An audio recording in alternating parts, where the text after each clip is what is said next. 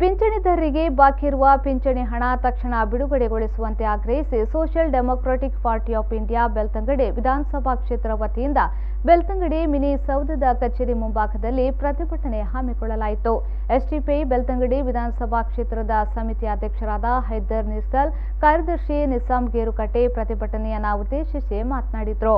ಪ್ರತಿಭಟನೆಯಲ್ಲಿ ಪಿಎಫ್ಐ ಜಿಲ್ಲಾಧ್ಯಕ್ಷ Mustafa GK, SDPI ಜಿಲ್ಲಾ ಸಮಿತಿಯ ಸದಸ್ಯ ಅಕ್ಬರ್ ಬೆಳ್ತಂಗಡಿ, ಎಸ್ಡಿಪಿಐ ಬೆಳ್ತಂಗಡಿ ವಿಧಾನಸಭಾ ಉಪಾಧ್ಯಕ್ಷರಾದ ಶುಕೂರ್ ಕುಪ್ಪೆಟ್ಟಿ, ಎಸ್ಡಿಪಿಐ ನಗರ ಸಮಿತಿಯ ಅಧ್ಯಕ್ಷ ಫೈಸಲ್ ಐಜೆ ಹಾಜರಿದ್ದರು.